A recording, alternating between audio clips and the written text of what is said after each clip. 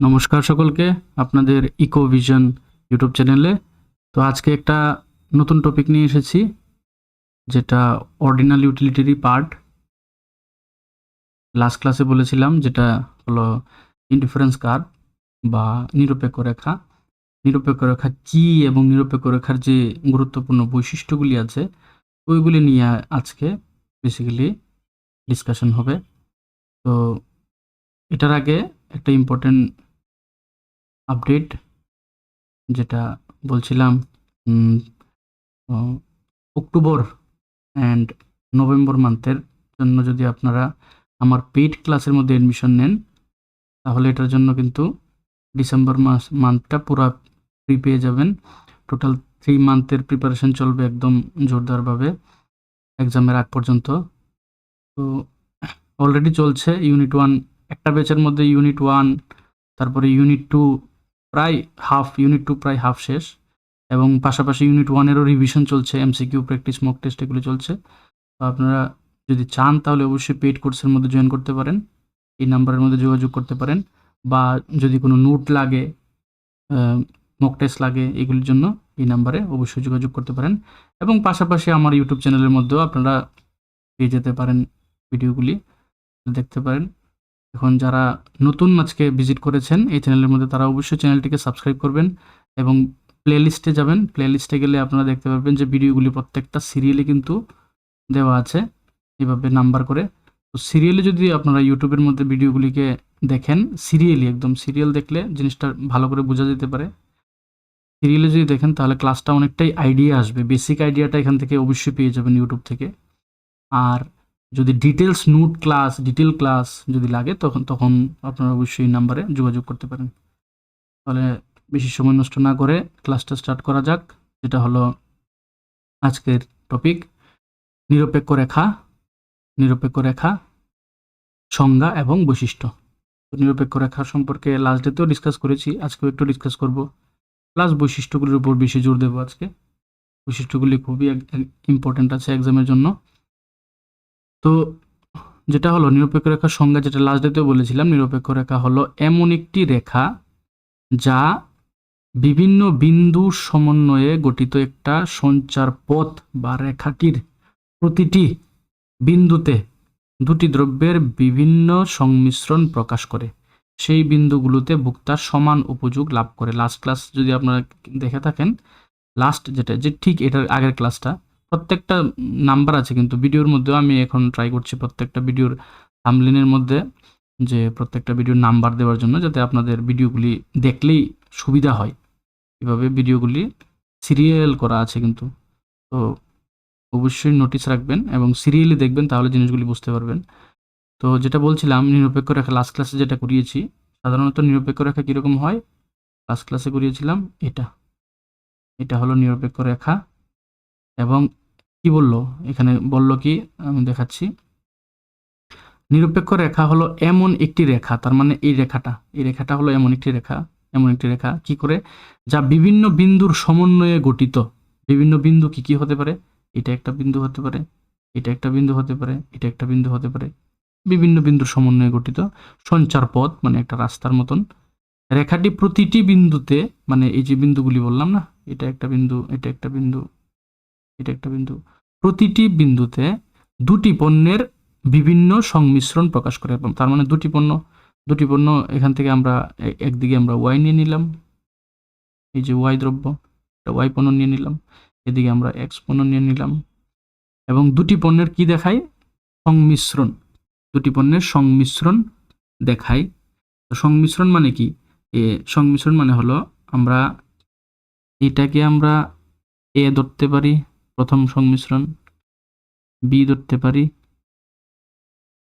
C ধরতে পারি। তাহলে বিভিন্ন সংমিশ্রণ বলো না, এই যে সংমিশ্রণ, তাহলে এই সংমিশ্রণের মধ্যে এটা হয়ে গেল এ, এটা হয়ে গেল বি, আর এটা হয়ে গেল সি। তাহলে এ এর মধ্যে সংমিশ্রণ, এক্স আর ওয়াই এর সংমিশ্রণ কি, এক্স আমরা এদিকে নিয়েছি, তার মানে এই ওয়াই আমরা এদিকে নিয়েছি, তার মানে এদিকে ওয়াই এর ভ্যালু লিখবো। তাহলে এ সংমিশ্রণের ভিতরে ওয়াই কত, 7, এক্স কত, 2, এই যে 7, 2। সেমভাবে বি এর মধ্যে ওয়াই কত 4, এক্স কত 3। সেমভাবে সি এর মধ্যে, এই যে সি এর মধ্যে ওয়াই কত 2, তার মানে এখানে হবে 2। আর সি এর মধ্যে এক্স কত 5, তার মানে এখানে হবে 5। তাহলে এই হলো এক একটা সংমিশ্রণ। এই প্রত্যেকটি যেমন এ বি সি ডি সংমিশ্রণ, কিসের সংমিশ্রণ? দুটি পণ্যের সংমিশ্রণ। দুটি পণ্যের সংমিশ্রণ আমরা যেভাবে দেখাই, তাহলে প্রথম সংমিশ্রণটা কত হলো এ যদি বলি, তাহলে এটা হলো প্রথম সংমিশ্রণ, এটা হলো দ্বিতীয় সংমিশ্রণ, এটা হলো তৃতীয় সংমিশ্রণ। তাহলে এই প্রত্যেকটা সংমিশ্রণ যে রেখাটি দিয়ে প্রকাশ করা হয়, ওই রেখাটিকে বলা হয়, ওই রেখাটিকে কি বলা হয়? রেখাটিকে বলা হয় নিরপেক্ষ রেখা। এবং সেই বিন্দুগুলি মানে এ বি সি ডির কথা বলা হচ্ছে, বিন্দুগুলিতে ভোক্তা কি পায়? সমান উপযোগ বা তৃপ্তি পায়। লাস্ট ক্লাসেও বলেছিলাম প্রত্যেকটা বিন্দুতে তৃপ্তির বা স্যাটিসফ্যাকশনের দিক দিয়ে আমরা বলতে পারবো যে A equals to B equals two,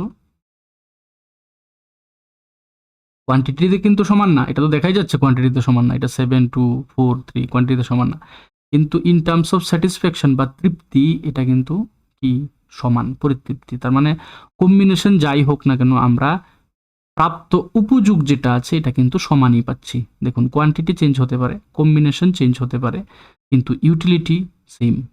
U0 utility কিন্তু সবকটাতে কি পাচ্ছি? সেম পাচ্ছি। তাহলে প্রত্যেক বিন্দুতে সমান তৃপ্তি প্রকাশ পায় বলে ভোক্তা প্রত্যেক বিন্দুর প্রতি নিরপেক্ষ। লাস্ট ক্লাসে এক্সাম্পল দিয়েছিলাম একটা টিচারের, যে নিরপেক্ষ আমরা কাকে বলি? যে পক্ষপাতিত্ব করে না, যে পার্সিয়ালিটি করে না, তাকে নিরপেক্ষ বলা হয়। আর এই আইসি কার্ভের প্রত্যেকটি বিন্দু সমান উপযোগ প্রদান করে, তার মানে আইসি কার্ভ কি? নিরপেক্ষ। অর্থাৎ কোনো বিশেষ বিন্দুর প্রতি ভোক্তার আকর্ষণ থাকে না, মানে একটা বিশেষ যে জায়গা যেমন এ বা বি, এটার মধ্যে বেশি পাচ্ছি, জিনিসটা কিন্তু এরকম না, প্রত্যেকটাতে কিন্তু আমরা সমান পাচ্ছি।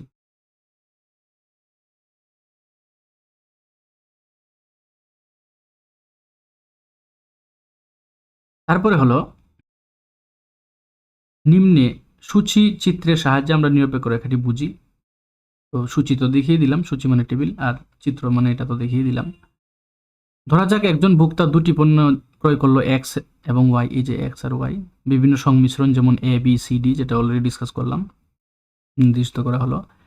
নিম্ন সূচি অনুযায়ী ভোক্তা তার দ্রব্যের পরিমাণ নির্ধারণ করে এবং উপযোগ পেয়ে থাকে। তো এখান থেকে এই যে চিত্রটা, এই চিত্রটা বানানো হয়েছে, যেটা অলরেডি আমি বানালাম, এটা। তো এখান থেকে আমরা দেখে নিই জিনিসগুলি। উপরের সূচিতে মানে টেবিলের কথা বলা হচ্ছে, এ তে 2 একক এক্স, এটা তো অলরেডি আমরা দেখতেই পাচ্ছি 2 একক এক্স, এর মধ্যে এক্স, এই যে এক্স কত পাচ্ছি? 2 একক পাচ্ছি, আমরা দেখতে পাচ্ছি। আর উপযোগ কত পাচ্ছি? y0 u0, যেটা লেখা আছে উপযোগ আমরা সেম পাচ্ছি u0, মানে এ থেকেও আমরা u0 পাচ্ছি, এই যে u0 উপযোগ পাচ্ছি। আবার বিতে সংমিশ্রণ আলাদা হয়ে গেল 3 4, মানে x3 4y, আর কিন্তু উপযোগ সেমই। সেমভাবে সিতেও কম্বিনেশন চেঞ্জ হয়েছে, 5x আর y হলো 2, কিন্তু উপযোগ সেম, এখানে কথা বলা হয়। তাই দেখা যায় যে ভোক্তা সকল সংমিশ্রণ থেকে উপযোগ কিন্তু সমান পাচ্ছে, উপযোগ কিন্তু কি পাচ্ছে? উপযোগ সমান পাচ্ছে। তার মানে উপযোগ যেহেতু সমান পাচ্ছে, তাহলে এটাকে আমরা কি রেখা বলবো? নিরপেক্ষ রেখা বলতে পারি। এখন এই জিনিসটাকে চিত্রের আকারে যখন আমরা দেখবো, তখন দেখবো নিম্নে সূচির অনুযায়ী নিরপেক্ষ রেখা অঙ্কন করা হলো। ভূমি অক্ষে, মানে ভূমি অক্ষ মানে বোঝায় এটাকে বলে ভূমি অক্ষ। ভূমি অক্ষে এক্স দেখানো হলো, আর লম্ব অক্ষ, লম্ব মানে এটা, আমরা যখনই ডায়াগ্রাম আঁকি, এটা হলো লম্ব, এটা হলো ভূমি। তাহলে লম্ব অক্ষে ওয়াই দেখানো হলো, আর অঙ্কিত আইসি রেখাটি বাঁ দিক থেকে ডান দিকে নিম্নমুখী হচ্ছে।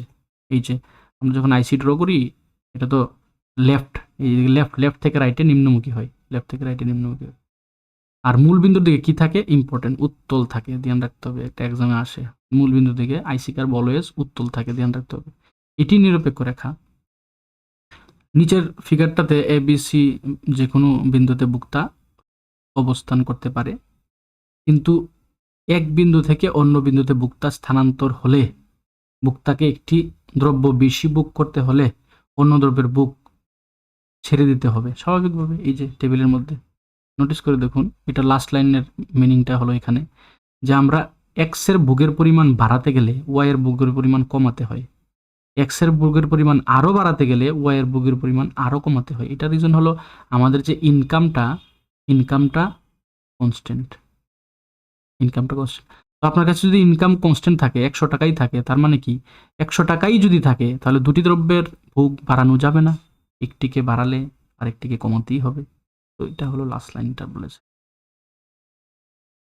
আর ডায়াগ্রামটা তো অলরেডি আমি দেখিয়ে দিলাম যে বিভিন্ন কম্বিনেশন, এটা হলো একটা কম্বিনেশন, এ কম্বিনেশন, এটা হলো বি কম্বিনেশন, এটা হলো সি কম্বিনেশন, কিন্তু প্রত্যেকটি কম্বিনেশন থেকে যে ইউটিলিটি পাচ্ছি এটা আমরা সমান পাচ্ছি। এখন আমরা দেখে নিই ক্যারেক্টারিস্টিক্সগুলি একটা একটা, বা ফিচার্স বা বৈশিষ্ট্যগুলি। নিরপেক্ষ রেখার কতগুলো বৈশিষ্ট্য রয়েছে? নিরপেক্ষ রেখার প্রত্যেক বিন্দুতে সমান উপযোগ স্থির থাকার দরুনই, এই যে সমান উপযোগ কি থাকে? সমান থাকে। দরুনই নিরপেক্ষ রেখার বৈশিষ্ট্য খুবই কি গুরুত্বপূর্ণ। নিম্নে নিরপেক্ষ রেখার বৈশিষ্ট্য সমূহ আলোচনা করা হলো। নিরপেক্ষ রেখার বৈশিষ্ট্যগুলি আমরা একটা একটা করে দেখে নিই এখন। নিরপেক্ষ রেখার বৈশিষ্ট্যগুলি, ফার্স্ট যে বৈশিষ্ট্য এটা হলো নিরপেক্ষ রেখা বাঁ দিক থেকে ডান দিকে নিম্নগামী বা নিম্নমুখী, মানে লেফট থেকে রাইটে নিম্নমুখী কিন্তু নিরপেক্ষ রেখা। এই যে নিরপেক্ষ রেখা সর্বদা বাম থেকে ডান দিকে নিম্নগামী, এই যে লেফট থেকে রাইট সাইডে নিচের দিকে যায়। এর অর্থ হলো ভোক্তা একটি দ্রব্য বেশি বুক করতে চাইলে অন্য দ্রব্যের ভোগ ছেড়ে দিতে হবে, এই জন্য এটা বাঁ দিক থেকে ডান দিকে নিম্নগামী হয়। এই যে আমরা যখন এ থেকে বিতে গেলাম তখন কিন্তু আমরা ওয়াই কমিয়েছি, এক্স বেড়েছে, 2 থেকে 3 তে গেল। সেমভাবে যখন আমরা বি থেকে সিতে গেলাম তখন ওয়াই আরও কমেছে, 4 থেকে 2, এক্স আরও বেড়েছে। তো এটাই হলো কথা যে এ থেকে যখন আমরা বিতে যাব, বি থেকে যখন আমরা সিতে যাব, তখন একটি দ্রব্যের বুক বাড়ার পাশে আরেকটি দ্রব্যের বুক কিন্তু কমতে থাকে, যার কারণে রেখাটা বাঁ দিক থেকে ডান দিকে নিম্নগামী হয়। এটা হলো রিজন। ইনকাম আমাদের তো কনস্ট্যান্ট থাকে না, তো কনস্ট্যান্ট ইনকামে একটি দ্রব্যের ভোগ বাড়াতে গেলে আরেকটি দ্রব্যের ভোগ কমাতে হয়, যার কারণে আইসি কার্ভ নিম্নগামী হয় বাঁ দিক থেকে ডান দিকে। এটা হলো প্রথম বৈশিষ্ট্য। আর এটা হলো চিত্রটা, এটা হলো রং চিত্র, এটা দেখানো হচ্ছে যে আইসি কার্ভ কোনো সময় এরকম হয় না, নেভার। এটা দেখিয়ে দিচ্ছে যাতে কনফিউশন না হয় আর কি। আইসি কার্ভ কোনো সময় এরকম হবে না, এটা ক্রস রং, এটা আইসি কার্ভ এরকম কোনো সময় হয় না। আইসি কার্ভ কিরকম হয়? আইসি কার্ভ এরকম হয়। এটা রাইট, এটা রাইট। এটা কি বললো? উপরের চিত্রে এ বি সি, এই যে এটার কথা বললো, এটা দেখিয়ে দিচ্ছি। এ বি সি, এই যে এ বি সি বিন্দুতে উপযোগ সমান। চিত্র 2 এর কথা বলা হচ্ছে এখানে, এটা 1 আগেরটার কথা বলা হয়েছে। চিত্র 1 মানে উপরেরটা, এটা 2 মানে এটা, এই যে 2 চিত্র লেখা আছে 2। 1 এর মধ্যে এবিসিতে আমরা সুযোগ সমান উপযোগ পাই, ঠিক আছে, কিন্তু 2 তে এবিসি বিন্দুতে উপযোগ সমান নয়। কেন সমান নয়? এটার মধ্যে উপযোগ সমান নয় কারণ একটা বিন্দু আর একটা বিন্দুর উপরে, তো এই জন্য এটা থেকে কিন্তু আমরা সমান উপযোগ পাই না। যেমন আমরা কি করতে পারি এটার মধ্যে, ইন্ডিফারেন্স কার্ভ যদি আঁকি তাহলে এটা হলো একটা ইন্ডিফারেন্স কার্ভ, এটা হলো একটা ইন্ডিফারেন্স কার্ভ, আর এটা হলো একটা ইন্ডিফারেন্স। তো ইন্ডিফারেন্স কার্ভের মধ্যে বৈশিষ্ট্য হলো যে একটা ইন্ডিফারেন্স কার্ভের যে কোনো বিন্দু সমান উপযোগ দেবে, এটা কারেক্ট। একটা ইন্ডিফারেন্স কার্ভের যে কোনো বিন্দু সমান উপযোগ দেবে, এটা কারেক্ট। কিন্তু উপরের ইন্ডিফারেন্স কার্ভ সবসময় নিচেরটা থেকে বেশি উপযোগ দেবে, এটা নিয়ম। এটা যদি IC1 হয়, এটা যদি IC2 হয়, এটা যদি IC3 হয়, এটা যদি IC4 হয়, তার মানে IC1 থেকে IC2-তে অলওয়েজ আমরা বেশি পাবো, আর IC2 থেকে IC3-তে আমরা বেশি উপযোগ পাবো। মানে রেখা যদি উপরে যায়, তার মানে A থেকে B তে বেশি পাবো, B থেকে C তে বেশি পাবো। এখানে A বিন্দুতে উপযোগ B বিন্দুর তুলনায় কম, মানে স্বাভাবিকভাবে A তে কম B এর তুলনায়, আবার B তে C এর তুলনায় কম। তাই চিত্র 2-তে অঙ্কিত নিরপেক্ষ রেখা নিরপেক্ষ রেখার বৈশিষ্ট্য পূরণ করে না, এই যে বললো না, তার মানে এই চিত্রটা রং। নিরপেক্ষ রেখা সাধারণত এরকম হবে না। নিরপেক্ষ রেখা 45 ডিগ্রি অ্যাঙ্গেলে যেটা দেখালো এটা এরকম হয় না, নিরপেক্ষ রেখা উত্তল হয়। প্রথমে আমরা যেটা শিখলাম এটা হয় নিরপেক্ষ রেখা। নেক্সট আমরা দেখে নিই নিরপেক্ষ রেখা মূল বিন্দুর দিকে উত্তল। সেকেন্ড নাম্বার ফিচারে বললো যে নিরপেক্ষ রেখা কি, নিরপেক্ষ রেখা উত্তল। কিভাবে উত্তল? এই যে নিরপেক্ষ রেখা, এখানে আবার বলা হয়েছে যে এটা হলো নিরপেক্ষ রেখা কারেক্ট, এটা কারেক্ট, কারণ আমরা প্রথম থেকে শিখছি কিন্তু এটা, এই যে 7-2 শিখালাম। নিরপেক্ষ রেখা মূলবিন্দুর দিকে সাধারণত উত্তল, কিন্তু এটা হলো অবতল, এটা তো রং, এরকম হবে না। মানে দুটোটা দেখিয়ে দিয়েছি আমি যাতে আপনাদের ক্লিয়ার থাকে যে কোনটা কারেক্ট কোনটা রং, ঠিক না? এটা কিন্তু না, এটা রং। নিরপেক্ষ রেখা এরকম হয় না, এটা অবতল, এটা হয় না। তাহলে কোনটা হয়? এটা কারেক্ট, উত্তল। মূলবিন্দুর দিকে উত্তল যেটা, এটা হবে কারেক্ট। এটা হলো নেক্সট বৈশিষ্ট্য আর কি। এটা কেন হয়? এটাও সেম রিজনের কারণেই হয়। নিরপেক্ষ রেখা মূলবিন্দু দিকে উত্তল হয় কারণ এর কারণ হলো একটি দ্রব্য বেশি বুক করতে গেলে আরেকটি দ্রব্যকে আমাদেরকে ছাড়তে হয়। ছেড়ে দেওয়ার হার ক্রমহ্রাসমান থাকে। লাস্ট ক্লাসে এমআরএস বলেছিলাম, যদি আপনার এমআরএস এর কথা মন থাকে, এমআরএসটা কি? ওই এমআরএস এর কারণেই কিন্তু এটা উত্তল হয়। এমআরএস দুটো এক্সাম্পল দিয়েছিলাম, চকলেট একটা ছেলের কাছে আছে, একটা ছেলের কাছে বল আছে। তো কিভাবে তারা ট্রানজেকশন করে এবং বলের প্রতি তার ইউটিলিটি প্রথমে ছিল না, তারপরে কিভাবে কমতে থাকে, ওই এক্সাম্পলটা ভালো করে দেখলে আপনারা বুঝতে পারবেন যে কেন এটা উত্তল হয়।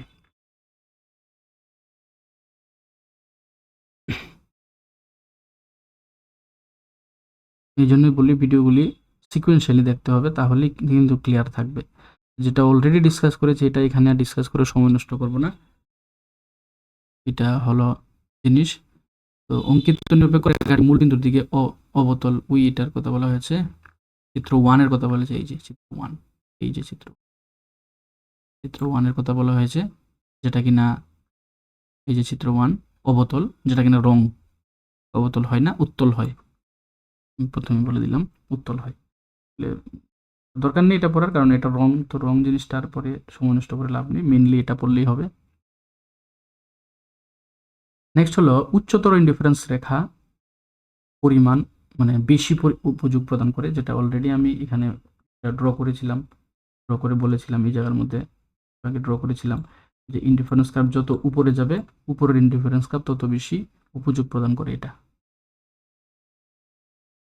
এটা মানে IC1 এর তুলনায় IC2-তে উপযোগ বেশি পাবো, IC2 এর তুলনায় IC3-তে উপযোগ বেশি পাবো। লেখা আছে, এই যে লেখা আছে IC1 থেকে IC2 থেকে 3-তে বেশি পাবো, কারণ এখানে উপরের নিরপেক্ষ রেখা বেশি উপযোগ প্রকাশিত করে। নিরপেক্ষ রেখা যত উপরে যাবে, ধ্যান রাখবে, নিরপেক্ষ রেখা যত উপরে যাবে স্যাটিসফ্যাকশন লেভেল তত বাড়তে থাকে। এই জন্য এটা হলো 3 নম্বর ফিচার, যে উচ্চতর নিরপেক্ষ রেখা বেশি পরিমাণ উপযোগ নির্দেশ করে। 4 নাম্বার হলো একটা নিরপেক্ষ রেখা আরেকটা নিরপেক্ষ রেখাকে কোনো সময় ইন্টারসেক্ট করবে না। তাহলে এটাও কি, এটাও হলো রং, এটাও হলো রং চিত্র, মানে এরকম হয় না। এখন এরকম হয় না দেখাতে গেলে, মানে হয় যে না এটা তো বোঝাতে গেলে দেখাতে হবে না, এই জন্য তারা চিত্রটা দেখিয়েছে যে এরকম সাধারণত হয় না। কেন হয় না আমি দেখাচ্ছি কেন হয় না। নোটিস করুন এখানে আমরা যদি আইসি ওয়ানকে কনসিডার করি, প্রথমে আইসি ওয়ানকে কনসিডার করব। তো যখন আইসি ওয়ানকে কনসিডার করব ধরে নিলাম যে আইসি টু নেই, ভালো কথা। তাহলে এই হলো আইসি ওয়ান, এটা হলো আইসি ওয়ান। এখন এই আইসি ওয়ানের মধ্যে দুইটা পয়েন্ট আছে, একটা হলো এ আর একটা হলো সি। তার মানে স্যাটিসফ্যাকশনের দিক দিয়ে আমরা বলতে পারি আইসি ওয়ানে এ ইকুয়ালস টু সি, স্যাটিসফ্যাকশনের দিক দিয়ে। এখন আবার আইসি টু এর ক্ষেত্রে যদি দেখি, তাহলে আমরা বলতে পারবো এই যে আইসি টু, তাহলে আইসি টু এর মধ্যেও সেম এ হলো একটা পয়েন্ট, যেহেতু ইন্টারসেক্ট করেছে তার মানে এই ইন্টারসেকশনের এ পয়েন্টটা দুটোটার জন্য অ্যাপ্লিকেবল হবে। আর বি হলো একটা পয়েন্ট যেটা আইসি টুর, তার মানে আইসি টু এর ক্ষেত্রে আমরা লিখতে পারি এ ইকুয়ালস টু বি, লিখতে পারি। তো ম্যাথমেটিক্যাল ফর্মে আমরা শিখেছি এ ইকুয়ালস টু সি যদি হয় আর এ ইকুয়ালস টু বি যদি হয়, তাহলে always B equals to C, correct হবে এটা। ম্যাথমেটিক্যালি এটা প্রুভেন যে এ ইকুয়ালস টু সি যদি হয়, এ ইকুয়ালস টু যদি বি হয়, তার মানে B equals to C, correct, এটা কারেক্ট হবে। কিন্তু আমরা যদি থার্ড ফিচার্সটা নোটিস করি যে higher IC always higher satisfaction দেয়, তার মানে বিটা যেহেতু হায়ার, সিটা যেহেতু নিচে, তার মানে বিতে আমরা বেশি পাবো স্যাটিসফ্যাকশন সি এর তুলনায়। থার্ড নাম্বার যদি অ্যাজাম্পশনটাকে ধরি, থার্ড নাম্বার ফিচার্সটাকে ট্রু ধরি, তাহলে এরকম হওয়া উচিত। তো যার কারণে এটা একটা আরেকটাকে ইন্টারসেক্ট করবে না, কারণ ইন্টারসেক্ট করলে তো ইকুয়াল হয়ে যাচ্ছে না, ইকুয়াল হয়ে যাচ্ছে। তো ইকুয়াল তো হয় না, higher IC always shows higher satisfaction, উপরের আইসি সবসময় স্যাটিসফ্যাকশন বেশি দেবে, এই জন্য ইন্টারসেক্ট করবে না। যদি ইন্টারসেক্ট করে তাহলে তো বি ইকুয়াল টু সি হয়ে গেল না, তাহলে তো এখানেও সেম, এখানেও সেম, এখানেও সেম, এখানেও সেম, সব জায়গায় সেম হয়ে গেল, যার কারণে ইন্টারসেক্ট কোনো সময় করবে না, বুঝেছেন। আর এটা হলো ইনডিফারেন্স ম্যাপ। ইনডিফারেন্স ম্যাপ মানে হলো যখন আমরা অনেকগুলি আইসি কার্ভকে একসঙ্গে দেখাই, এটাকে ইনডিফারেন্স ম্যাপ বলা হয়। অনেকগুলি আইসি কার্ভকে যখন আমরা একসঙ্গে প্লট করি, যখন একই চিত্র একাধিক নিরপেক্ষ রেখা দেখানো হয় তখন তাকে নিরপেক্ষ মানচিত্র বলে। একই চিত্রে অনেকগুলি নিরপেক্ষ রেখা দেখানো হয়, নিরপেক্ষ মানচিত্র বলে। এটা হলো নিরপেক্ষ রেখাগুলির ইম্পর্টেন্ট বৈশিষ্ট্য। বৈশিষ্ট্য বৈশিষ্ট্য তো এতটুকু দিয়ে চারটা বৈশিষ্ট্য গেল। তারপরে নিরপেক্ষ ম্যাপ, এটা আলাদা টপিক, মানে এটা জাস্ট অনেকগুলো নিরপেক্ষ রেখাকে একসঙ্গে নিরপেক্ষ রেখা বলে, মানচিত্র বলে, বা ইন্ডিফারেন্স ম্যাপ বলে, জাস্ট। আর এখানে হলো এমআরএস এর কনসেপ্ট, যেটা অলরেডি লাস্ট ক্লাসে ডিসকাস করা আছে, এই যে এমআরএস এর কনসেপ্টটা। তো এমআরএস এর কনসেপ্টটা আপনারা লাস্ট ক্লাসটাতেই দেখবেন, ভালো করে বুঝবেন, এখানে আর ডিসকাস করে লাভ নেই, সময় নষ্ট হবে। একটা কাজ করতে পারি, এটা আমি দেখিয়ে দিই, আপনারা স্ক্রিনশট নিয়ে নিন, বা লেখলে পজ করে লিখতে পারেন খাতার মধ্যে, যাই হোক লিখতে পারেন, অসুবিধা হবে না। আর যদি মনে করেন লিখতে টাইম নষ্ট হয়, তাহলে আপনারা আমাকে, আমার যে নাম্বারটা আছে ওই নাম্বারে মেসেজ করতে পারেন, 005278290। তাহলে এই ইউটিউব ভিডিওর যে লেকচারের পিডিএফগুলি আছে, এগুলি সিরিয়াল একটা ডকুমেন্টে আমি সেন্ড করে দিতে পারবো, পুরাটা, মানে এ টু জেড যা যা আজ অব্দি পড়িয়েছি। এটার জন্য মেসেজ করতে পারেন, যদি মেসেজ করেন তাহলে অবশ্যই আমি এগুলি প্রোভাইড করে দেবো। তো দেখাচ্ছি, যেটা এটা হলো এটা, এটার এই এই হলো এটা, এতটুক স্ক্রিনশট নিতে পারেন। আর এই হলো ফিগারটা।